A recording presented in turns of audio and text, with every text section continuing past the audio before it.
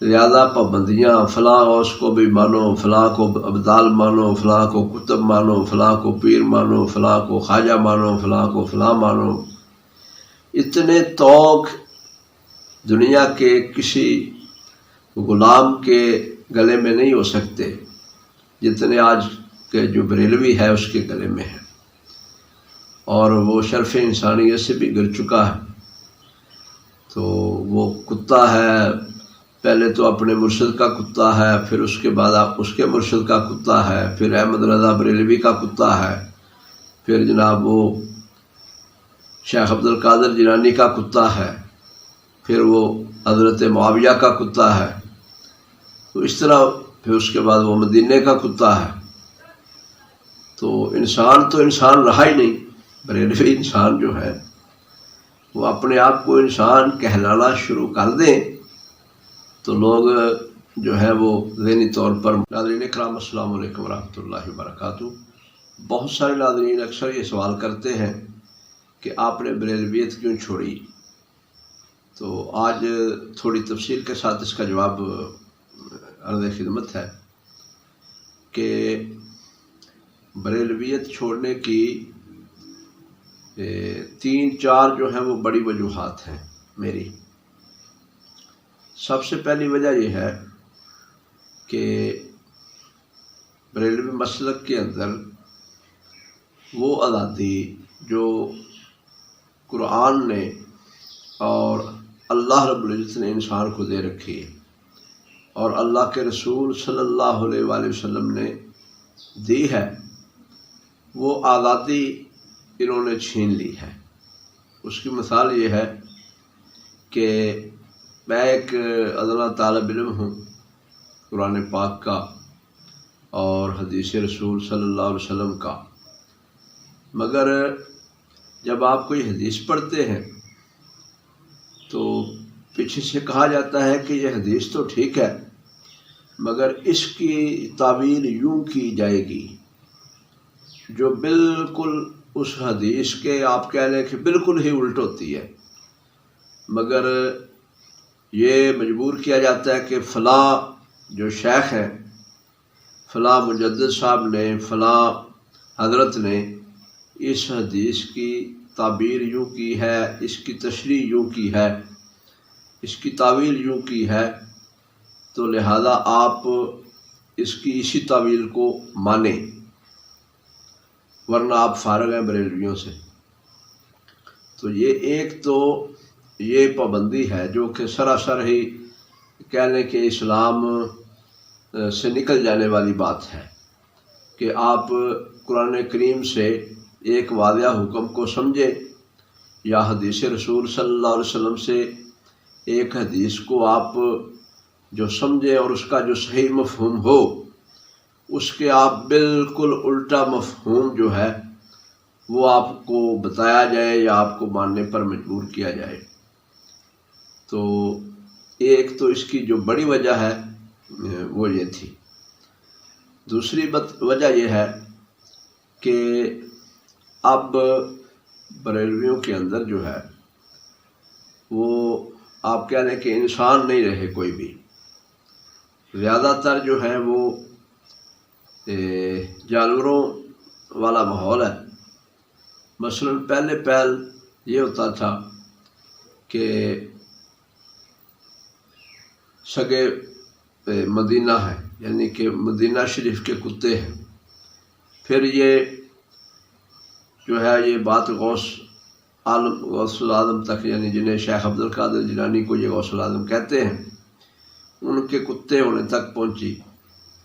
پھر یہ احمد رضا کے کتے بن گئے، پھر اب جو ہے یہ تو بہت ساری برانچز کھل گئی احمد رضا صاحب کے بعد۔ مثال اس کی یہ ہے کہ ریاض قادری صاحب جو ہیں وہ سگے رضا ہیں، رضا کے کتے ہیں، جو رضا صاحب ہیں وہ سگے غوث ہیں، سگے میرا ہیں، وہ میرا کے کتے ہیں، اور ریاض قادری صاحب کے جو مرید ہیں وہ سارے سگے عطار ہیں، عطار کے کتے ہیں۔ تو ایک ایسا مسلک جس میں سارے کتے ہی کتے ہوں آپ کے چاروں طرف، کوئی شخص بھی انسان کہلوانا پسند نہ کرتا ہو تو ایسے ماحول میں میرے جیسے شریف آدمی کا جو ہے وہ گزارا بہت مشکل تھا۔ تو تیسری بات، اچھا یہ صرف بات کتوں تک نہیں رہی، اب بات اس سے بڑھ کر یہ خنزیروں تک اور پتہ نہیں کہاں تک پہنچ گئی، یعنی کہ یہ اپنے آپ کو نہیں کہتے مگر ایک گروہ دوسرے گروہ کو کہتا ہے۔ بریلویوں کا ایک گروہ دوسرے کو جو القابات دیتے ہیں وہ بہت ہی شرمناک ہیں، اور بالکل وہی القاب اور ساتھ دو باتیں بڑھا کر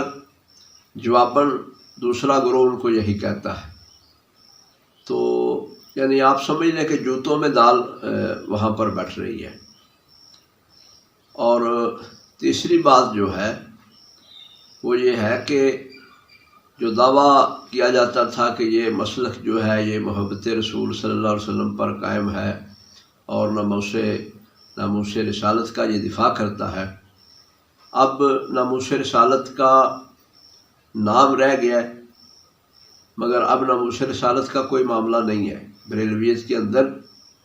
آپ اللہ جل جلالہ کی توہین کر دیں اور اس میں کسی مقدس بابے کا نام بس آپ شامل ہونا چاہیے تو کوئی ایشو نہیں ہے۔ ہاں، اب دفاع احمد رضا بریلوی ہو رہا ہے اور دفاع بنو امیہ ہو رہا ہے۔ یزید کو بچانے کے لیے اور دبے پاؤں اس کو حق پر ثابت کرنے کے لیے اس کی ظالمانہ حکومت کو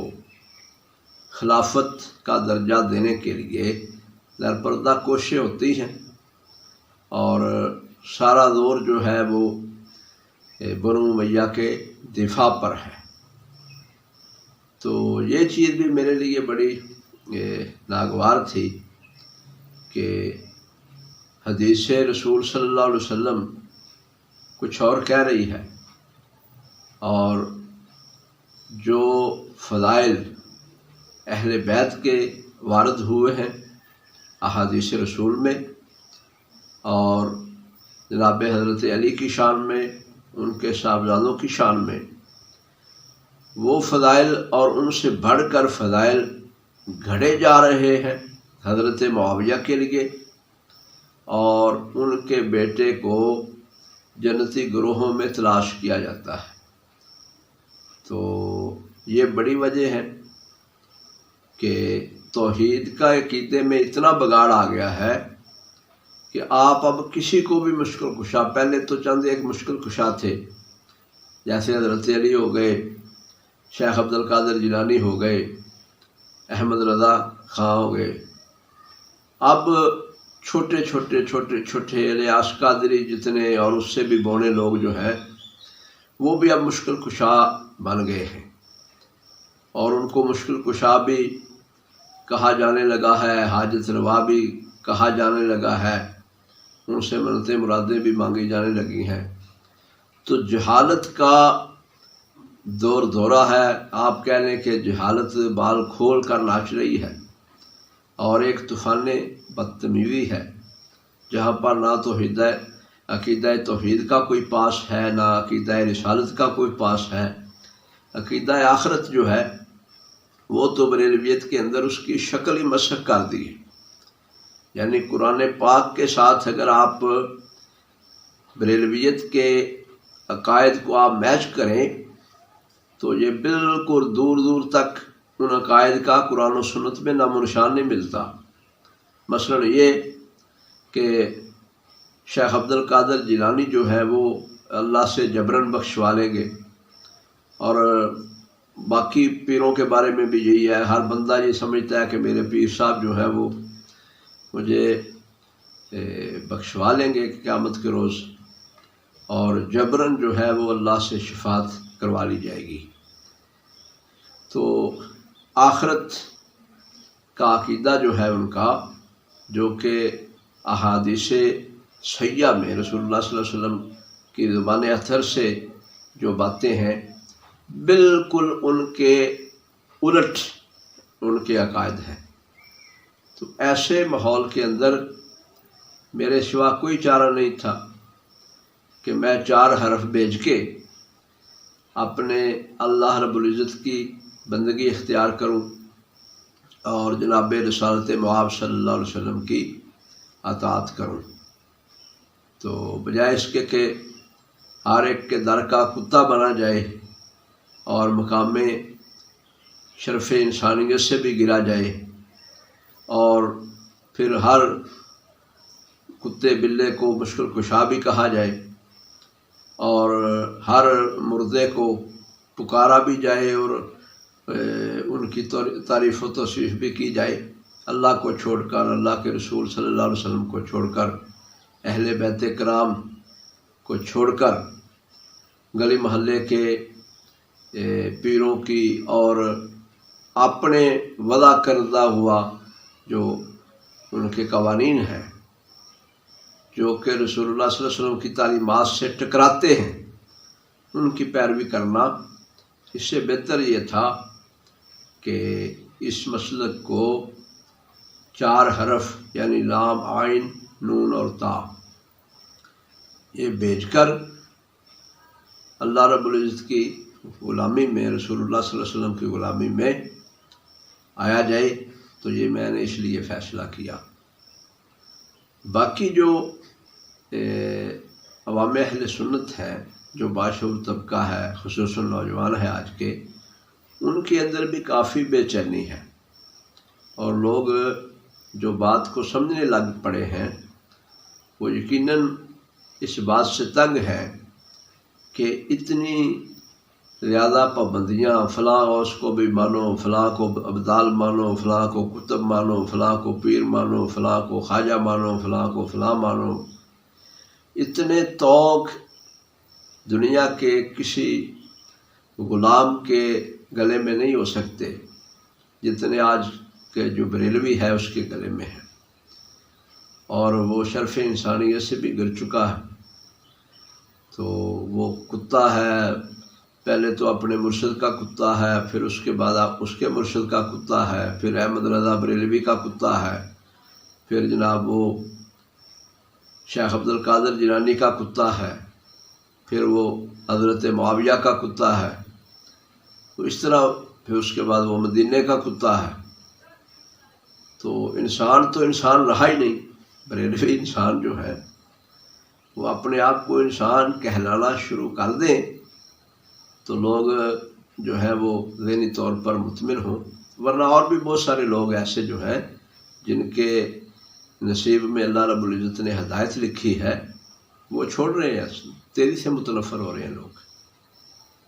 بہرحال میرے چھوڑنے کی یہی میجر وجہ تھی، اور بھی بہت سارے مسائل تھے، بہرحال میجر آپ کہہ لیں کہ یہ 3-4 بڑے پوائنٹ تھے جو ہم نے آپ کو بتا دیے، اور یہ بتانے ضروری تھے۔ کافی عرصے سے لوگ پوچھ رہے تھے کہ کیوں چھوڑا آپ نے، کیا وجہ ہوئی، اپنے بھی بیگانے بھی، تو چلیں آج ان کو ہم نے ذرا تفصیل کے ساتھ حل کر دیا۔ السلام علیکم ورحمۃ اللہ وبرکاتہ۔